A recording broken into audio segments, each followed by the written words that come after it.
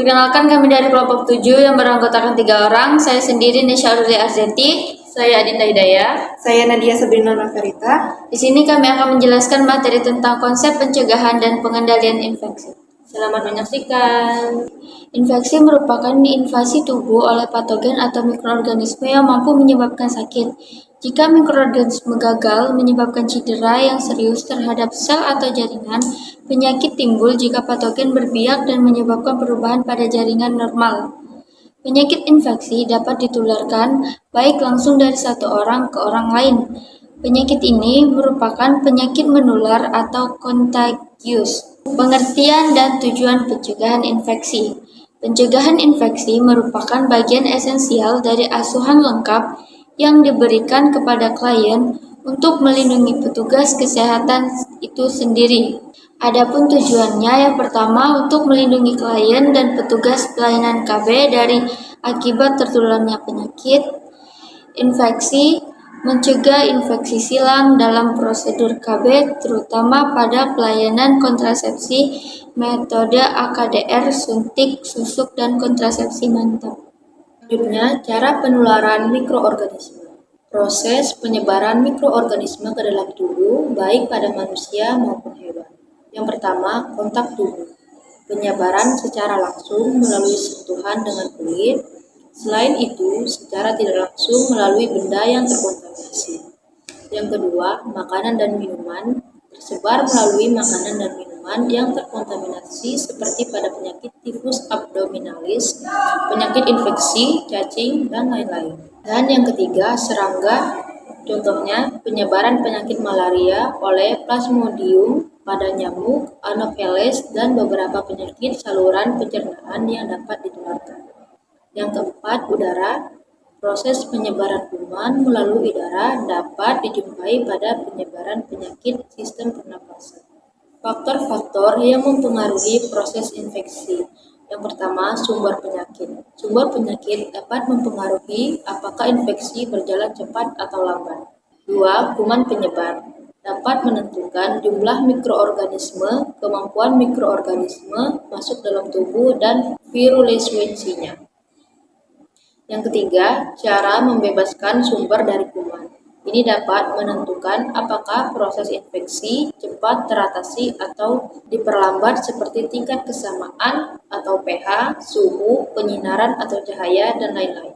Berikutnya ada tindakan pencegahan infeksi. Yang pertama ada aseptik, yaitu tindakan dilakukan dalam pelayanan kesehatan.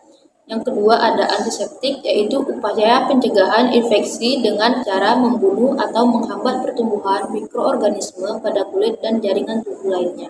Yang ketiga, dekontaminasi, tindakan yang dilakukan agar benda mati dapat ditangani oleh petugas kesehatan secara aman, terutama petugas pembersih medis sebelum pencucian dilakukan. Yang keempat, pencucian, yaitu tindakan menghilangkan semua darah, cairan tubuh, atau setiap benda asing seperti debu dan kotoran. Dan yang kelima, desinfeksi, yaitu tindakan pada benda mati dengan menghilangkan sebagian besar atau tidak semua mikroorganisme. Yang keenam, sterilisasi, yaitu tindakan untuk menghilangkan semua mikroorganisme atau bakteri jamur, parasit, dan virus, termasuk bakteri Endospora. Berikutnya akan dijelaskan oleh Nadia Sabrina. Baik, selanjutnya kunci pencegahan infeksi pada fasilitas pelayanan kesehatan adalah mengikuti prinsip pemeliharaan higien yang baik, kebersihan, dan kesetralian, yaitu 1. Mencuci tangan untuk menghindari infeksi silang.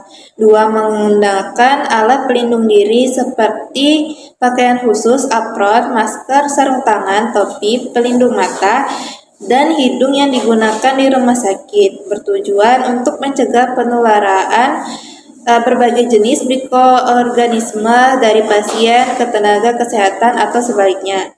3. Manajemen alat tajam secara benar untuk menghindari resiko penularan penyakit melalui benda-benda tajam yang tercemar oleh produk darah pasien.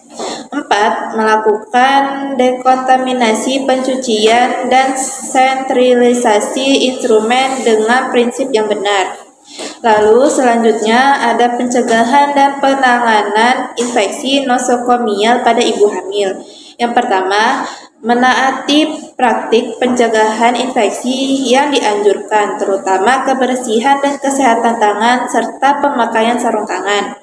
Yang kedua, memperhatikan dengan seksama proses yang telah terbukti bermanfaat untuk dekontaminasi dan pencucian peralatan dan benda lain yang kotor, diikuti dengan sterilisasi dan desinfeksi tingkat tinggi.